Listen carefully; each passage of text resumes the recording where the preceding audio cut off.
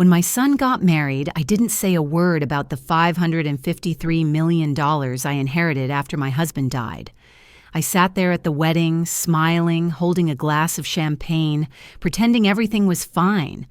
But inside, I could still feel the echo of his last heartbeat. I thought the worst pain in life was losing him. I was wrong. Because just a few days later, my new daughter-in-law showed up at my front door, not with flowers, not with gratitude, but with a lawyer. She wanted my money, my silence, and my son. And that's when I realized, sometimes evil doesn't come from strangers. It walks right into your family wearing white. Before I share my story, I'd love to know you are here with me and listening to me. Comment hi below or tell me where you're from. I love hearing how far my story reach. Sometimes knowing someone is there makes all the difference. Thank you. And now, let me tell you everything. If this story touches your heart, please subscribe to our channel. It means more than you think. My name is Vesper Hollis, and this is the truth I never thought I'd have to tell.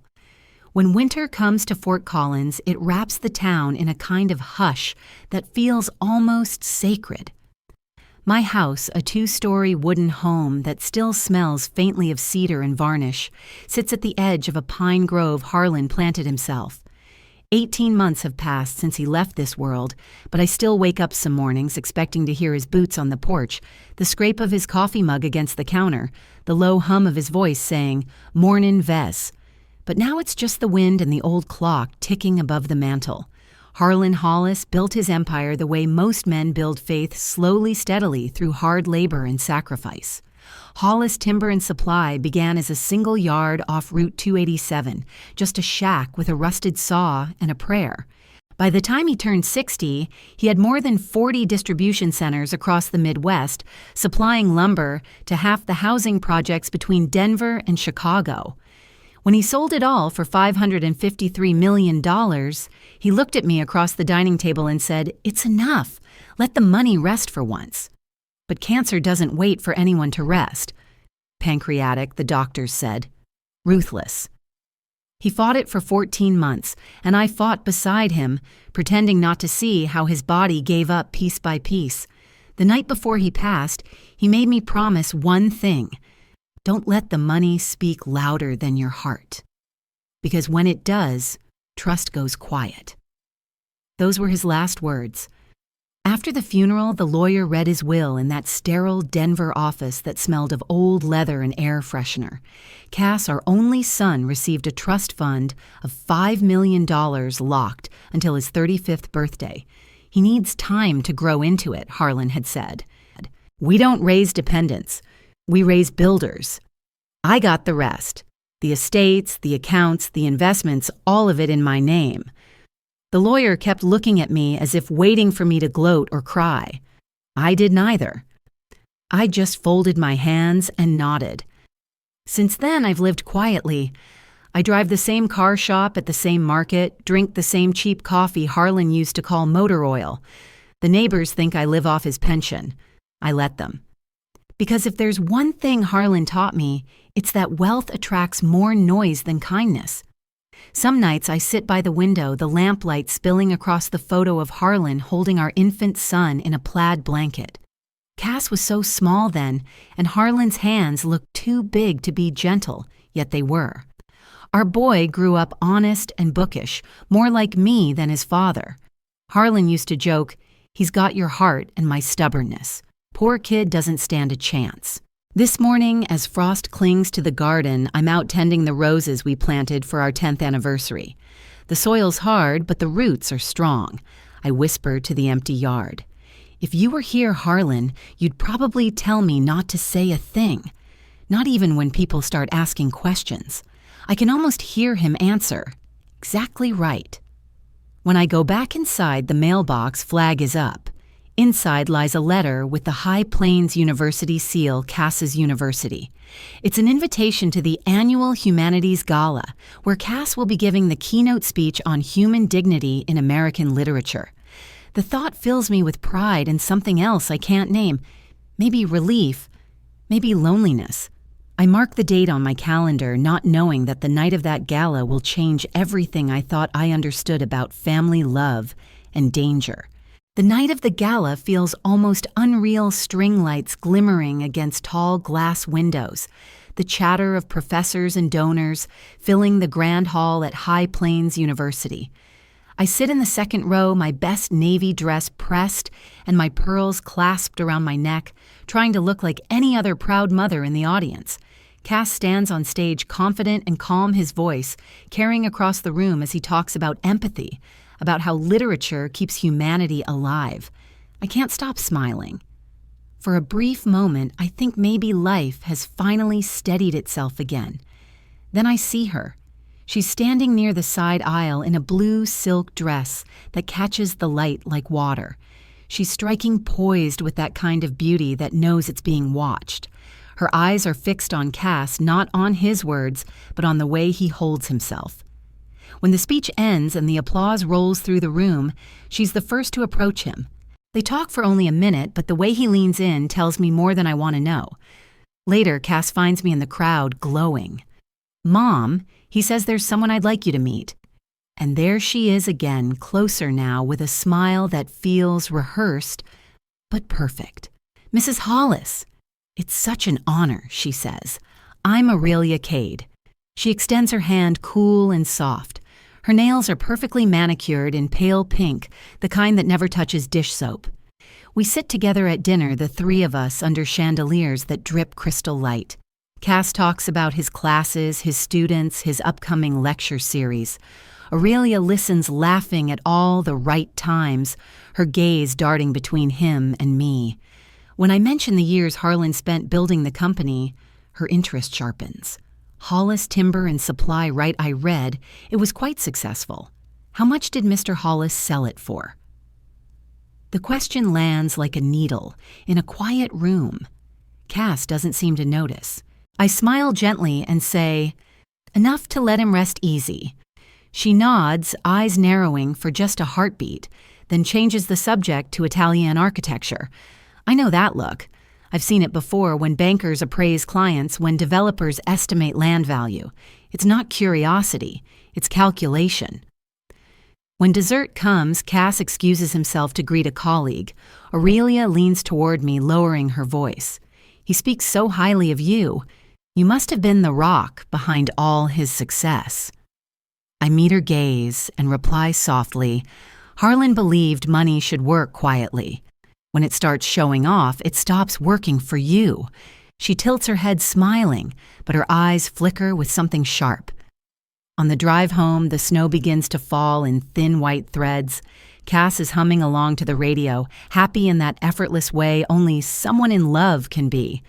I keep my eyes on the road, pretending to listen. There's a heaviness in my chest I can't explain. Maybe it's just the cold, or maybe it's the echo of Harlan's warning. When we reach my house, Cass walks me to the door. "She's different, Mom," he says, his grin wide and sure. "I think you'll like her once you know her." I nod, forcing a smile. I'm sure I will. But as he drives away, I catch a glimpse of a shadow moving along my upstairs window, the reflection of blue silk. I turn quickly, but there's nothing there. Only the faint scent of roses and snow. Later that night, unable to sleep, I pour a glass of water and step onto the porch. The moon glows against the frost. My phone buzzes a text from Cass. "Aurelia says she really liked you." I type back, "She's lovely." I don't send it. I glance across the yard where the wind stirs the roses. Somewhere far off, a church bell rings midnight. I go inside and close the door, telling myself I'm imagining things. But as I hang up my coat, I remember one last image from the gala. Aurelia on the balcony phone pressed to her ear, her back half turned to the light. I had passed by, catching just a few words in that silvery tone of hers. "He's perfect," she said. "A professor decent, not too suspicious." That's when I knew. The night might have been beautiful, but something dark had already entered my son's life and mine. 2 weeks after the gala, the air in Fort Collins had turned sharp and dry, the kind of winter chill that carried silence, like a secret. Sunday dinners had always been sacred in our family, a small tradition that survived even after Harlan was gone. That night, Cass arrived holding a bottle of Cabernet and a smile that looked too bright.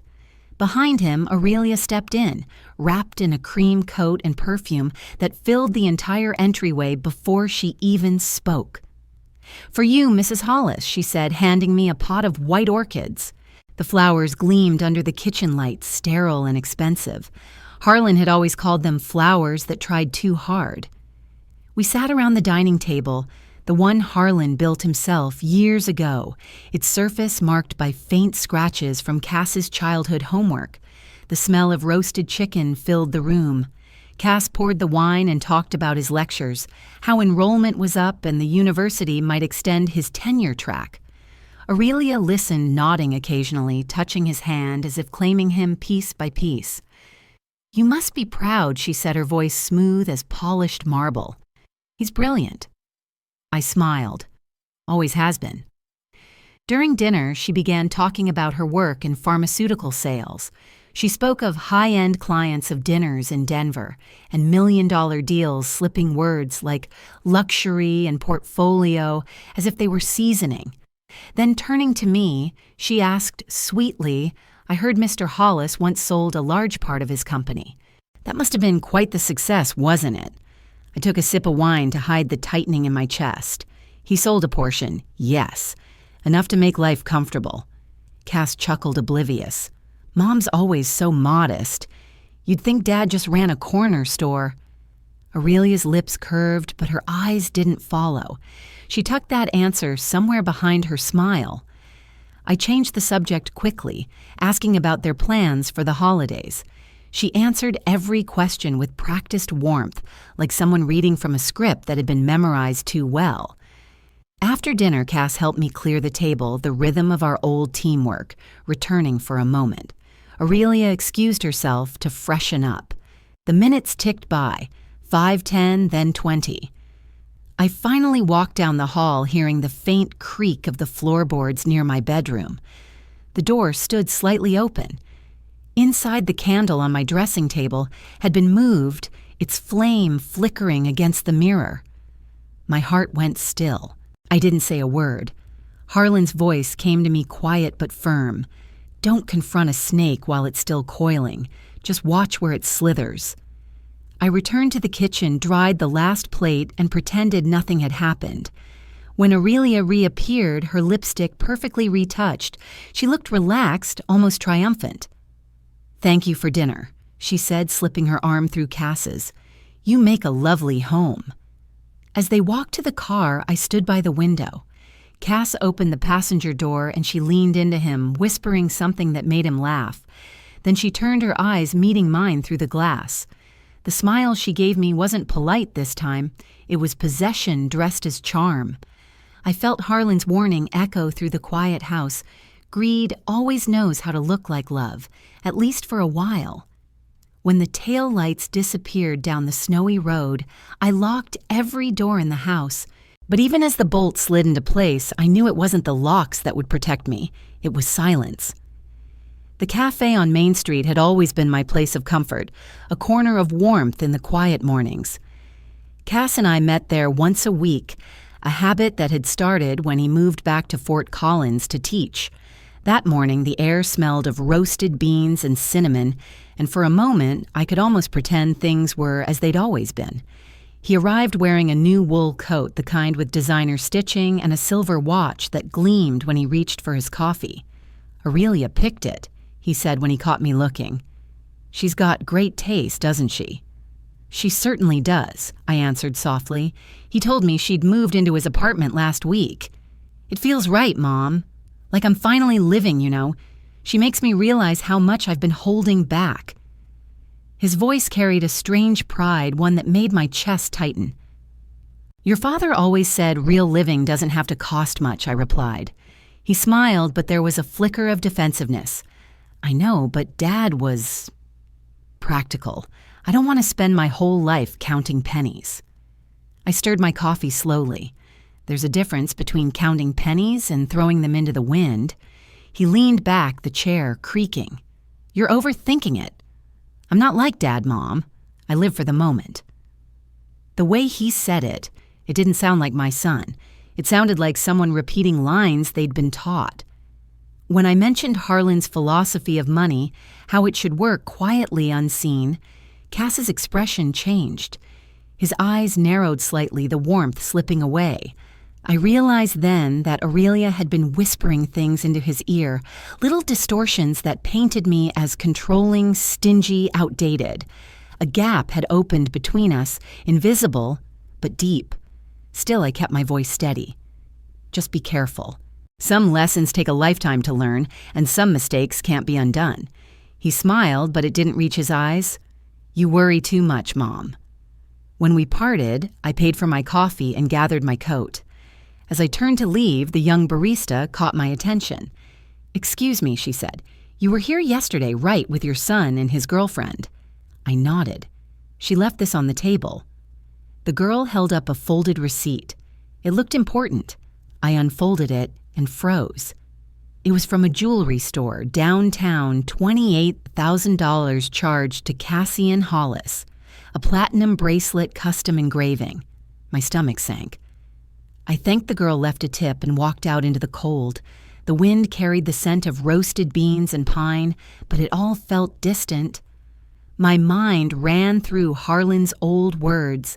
Money doesn't change people. It unmasks them. That evening, my phone rang. Cass sounded cheerful, almost rehearsed. Mom Aurelia was thinking maybe we should all have dinner together this weekend. There's this place in Denver she loves, really elegant. She wants to talk about the future. The future, I asked, though I already knew what that meant. He hesitated. You know, marriage plans. She wants to include you. I agreed, my voice calm, though my pulse wasn't. When I hung up, I sat at Harlan's old desk, running my hand along the carved initials we'd made years ago. Aurelia was moving quickly, too quickly. In just a few months, she had found Cass's softest spot and pressed it hard enough to make him believe it was love. I could see where this was heading, but for now, I would do what Harlan had always done when faced with a storm watch: wait and remember every detail. The next morning, I placed the orchid she'd brought me in the trash. Its petals were still perfect, but its roots had already started to rot. The restaurant in downtown Denver looked like it had been designed for people who wanted to be seen. Every surface gleamed polished marble floors, crystal glasses, golden light, washing over velvet booths. Cass and Aurelia sat across from me, framed by candlelight. She had that air again, the poised stillness of someone about to close a deal. Cass reached for my hand, beaming. Mom, thank you for coming. We wanted to talk wedding plans. Aurelia leaned in, her smile sugar-coated. I told Cass I wanted something simple, really, but he thinks you'd prefer something that reflects the Hollis name. Her tone was polite, but every syllable was bait. Cass glanced at me, hopeful, nervous. I saw the trap. If I declined, I'd be cold. If I agreed, I'd be a checkbook. How many guests are you thinking? I asked. Oh, not too many, she said, pulling out a sleek folder. About 150. Just close friends and family. She unfolded a printed list that glowed with extravagance. South American orchids, a 5-course meal, imported wines, live musicians from Los Angeles, a photographer who shot celebrity weddings. It all adds up to about $180,000, she said, sliding the paper toward me like a business proposal. I read it slowly, one column at a time, until the numbers blurred. I'll contribute $35,000, I said quietly. You two can cover the rest. The temperature at the table shifted.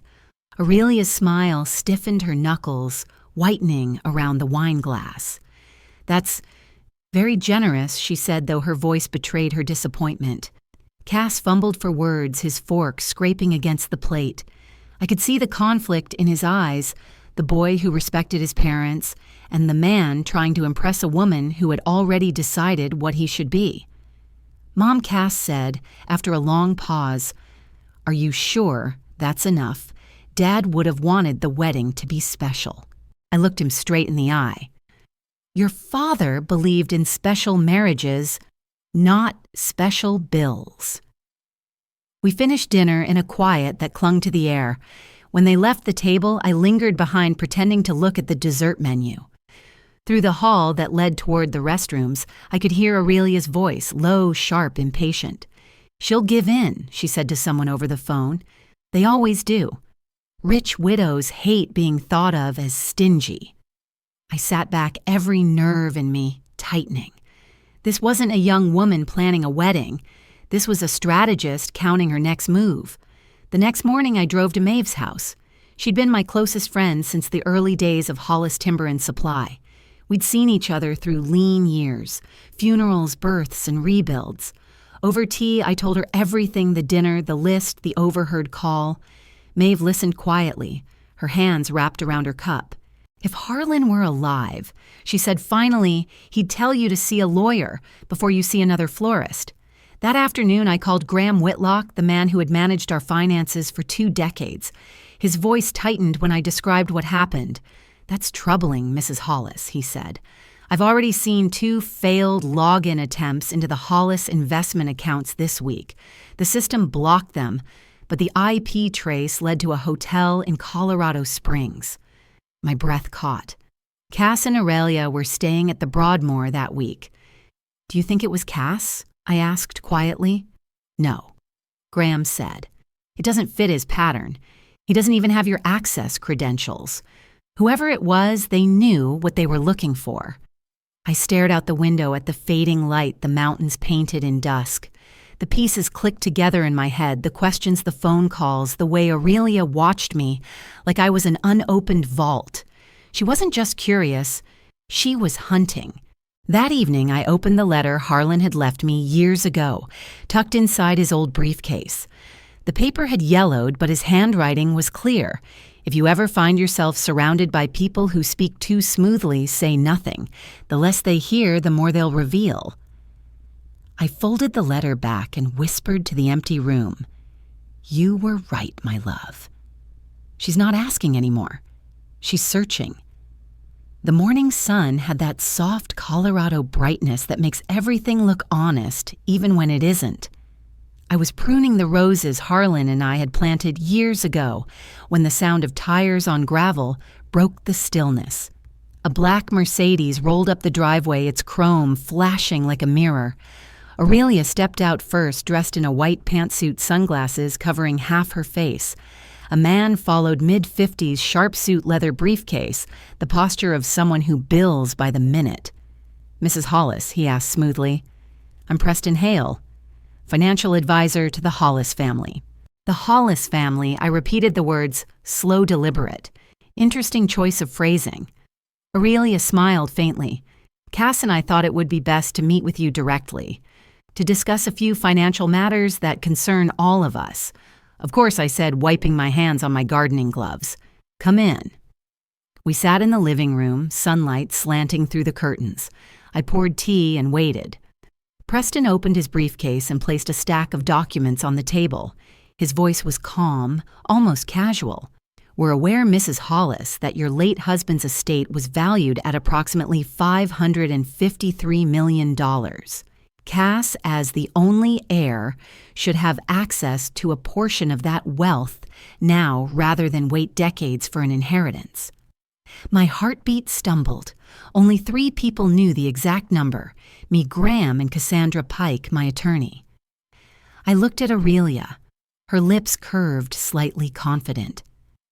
"We've drafted a reasonable proposal," she said. "A starting distribution of $50 million for us to purchase property, manage investments, and cover existing debts. In addition, a monthly stipend of $100,000 for living expenses seems fair considering the scale of the estate." I let silence stretch between us. She mistook it for hesitation. "Cass has significant credit obligations." Now she continued, "It would be cruel to let him struggle when there's so much available. Don't you agree?" I placed my teacup down carefully. "Cruelty takes many forms," I said. The mask slipped for just a second. Her jaw tightened. Preston cleared his throat. "If you prefer a formal arrangement, we can petition for a review of the will.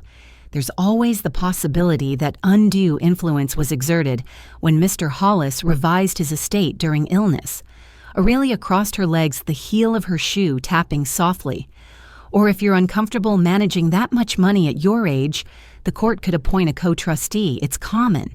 We just want to ensure the Hollis wealth remains functional. They were blackmailing me in daylight inside my own home using legal language as a weapon. I stood up slowly, every word steady.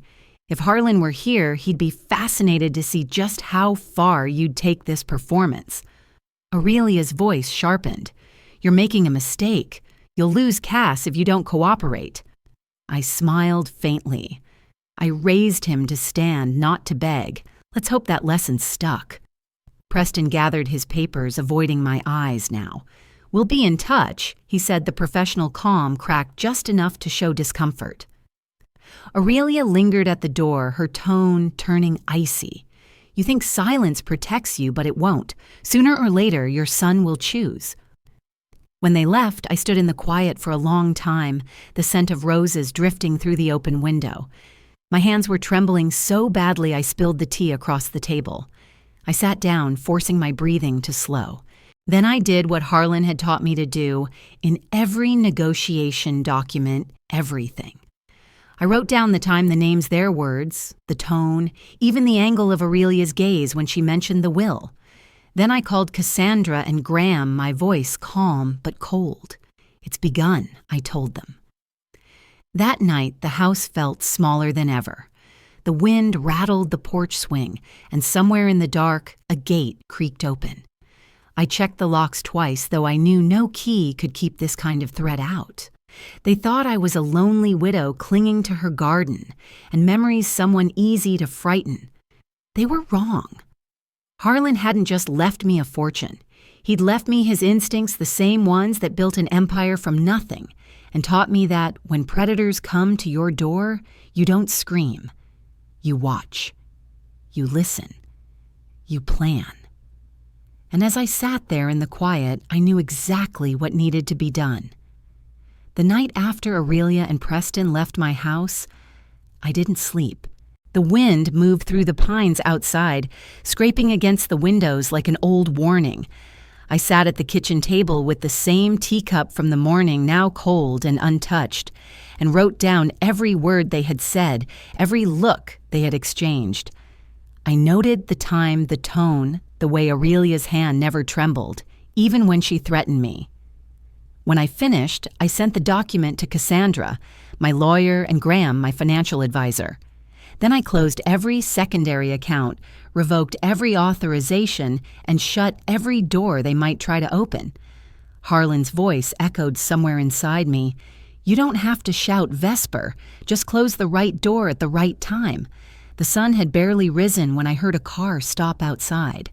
Tires on gravel again, but this time it wasn't a stranger. It was Cass. His hair was uncombed and his shirt wrinkled, and there were dark circles under his eyes. He stood in the doorway looking torn between anger and confusion. Mom. He said, his voice unsteady, I need to know what happened yesterday. Aurelia said you threw her out. She said you insulted her. I poured him tea the same way I used to when he came home from college. Sit down, I said quietly. She came here with a man who called himself your financial advisor. They demanded $50 million immediately and $100,000 a month in payments. When I refused, they threatened to sue, claiming I manipulated your father's will. Cass blinked at me, his jaw tightening. That's not possible. She said she just came to apologize for the misunderstanding. I handed him the notes I'd written. He read them once, twice, his hands trembling. The color drained from his face. She said, you might try to control everything, that you were holding the money over me. Did she? I said, softly. He dropped his gaze. She also said, maybe I should convince you to transfer the house. She said it would make you feel safer, like you weren't alone. I didn't answer. I let silence do the work. After a long pause, Cass spoke again. When we were in Maui, she asked a lot of questions about the Hollis Trust, about Dad's estate. I thought it was just curiosity. She said, if your mom truly loves you, she wouldn't keep the money locked away. I laughed it off. He looked at me, eyes shining with disbelief. I shouldn't have laughed. I reached across the table, touching his hand. Love doesn't measure itself in numbers, Cass. You know that. He nodded slowly, like someone waking from a long, bright dream that was never real. I asked him about Harlan's old laptop, the one he kept after the funeral. Cass said it was still at his apartment. We drove there together, the silence between us heavy but no longer cold. Inside, he pulled the laptop from a drawer, the screen coated in dust. When we opened it, one file stood out, last accessed only weeks ago. Cass frowned. That's strange. I haven't used this in years. We clicked it open. The document was an old valuation file, Hollis Timber and Supply, final sale, $553,000. Cass stared at the number, his breath catching. She saw this, he whispered, and she must have gone through the files. He turned to his phone, then scrolling through messages. I watched his expression shift from shock to fury. On the screen, a text from Aurelia to her friend read, "Wedding next month. MLC sitting on 553 million. Act fast after ceremony." Cass read it aloud, his voice cracking. He sank into the chair, head in his hands. "I thought I married love," he said, "but I married an investment." For a long time, neither of us spoke. The only sound was the hum of the laptop. Finally, I said, "It's not too late to end this." He looked up, tears brimming. "What do we do now?" I called Cassandra, told her everything. Within an hour, she arrived at my home, briefcase in hand, calm as ever. "Don't rush," she said. "Let her expose herself. When she believes she's in control, that's when she'll make her mistake." Cass nodded. For the first time since this nightmare began, his voice was steady. "I'll be there when you tell her the truth. She deserves to hear it from both of us." That night, as the sky dimmed over Fort Collins, I sat by the window watching the lights flicker on across the neighborhood. For the first time in months, I felt something close to peace. I wasn't scared anymore. I had lost sleep trust and quiet, but not my son. And that was worth more than everything Harlan ever built. By late afternoon, the house felt like it was holding its breath. The study still smelled faintly of Harlan's cologne, that cedar and smoke scent that lingered on his papers and books. His photos sat on the shelf above the desk, eyes calm as if watching what was about to unfold. I laid everything out on the table, my notes, the emails, the printouts of the messages Cass had found. Cassandra reviewed each page, methodical and precise. Cass sat near the window, arms crossed, his expression a storm of disbelief and resolve. I called Aurelia and told her we needed to discuss the family's financial future. Her tone brightened instantly. "I was hoping you'd come around," she said. "I'll be there in 30 minutes.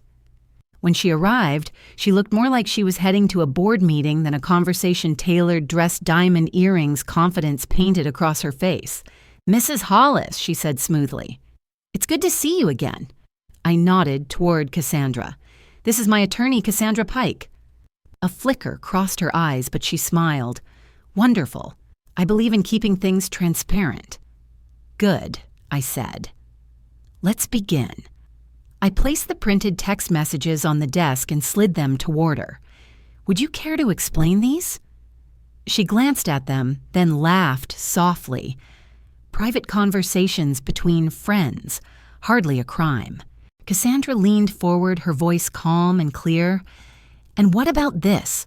She read aloud from my written record of the meeting with Preston. "If you refuse, we will request a financial capacity evaluation." The words rang out like a verdict. That Mrs. Cade is coercion. Aurelia's face hardened. "You're twisting things. I was only trying to protect my husband's future." Cass spoke for the first time, his voice cold. "By threatening my mother, by using Dad's will as a leverage." She turned to him, reaching for his hand. "Cass, they're manipulating you. They want to turn you against me." He pulled his hand away. "You did that yourself." She exhaled sharply, mask cracking. "Fine," she said. "Yes, I wanted security. Is that a sin? Your family has hundreds of millions and I'm supposed to live modestly while your mother sits on it like a dragon. I met her gaze steady. You married my son for money, not love. That's the sin. Her voice rose. You think you can destroy me? I'm his wife. The law is on my side. Cassandra stood gathering the papers. Not anymore. This marriage was entered under false pretenses. We'll be filing for annulment first thing tomorrow.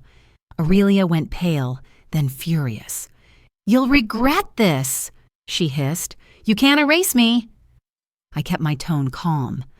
I don't need to erase you. You did that yourself the moment you tried to buy what should be earned. For a moment, everything went still. The only sound was the clock ticking above Harlan's desk. Then Aurelia turned and stormed out her heels, striking the hardwood like gunshots. Cass remained silent, his eyes fixed on the doorway long after she was gone. 2 months later, the annulment was granted. The court ruled that the marriage had been built on financial deception. Cass paid off the wedding debts himself, refusing a cent from me. He moved into a small apartment near the university where he started teaching again this time, a new course on ethics and human values. I used a portion of the estate to establish the Harlan Hollis Foundation funding scholarships for students from working families. It felt like setting something right, like restoring balance to a story that had gone crooked. 1 year later, Cass introduced me to a quiet librarian named Kate Merriweather. She shook my hand shyly and spoke with a kindness that didn't need to prove itself. When they left that evening, I stood by the door watching them walk down the driveway, sunlight catching the edges of their laughter. Now, most mornings, I find myself in the garden again. The roses are blooming brighter this year, the soil dark and alive. I water them carefully, humming a song Harlan used to whistle. Sometimes I talk to him as if he's still sitting on that porch chair. The silence at Cass's wedding, I tell him, wasn't weakness. It was wisdom. I stayed quiet because I knew some truths protect better when unspoken. A breeze stirs the petals and one falls gently onto his old photograph resting on the bench. The sun climbs higher, warm on my face. After everything that was taken and everything that was returned, I finally understand silence, when it's chosen with strength, can be the loudest act of love there is.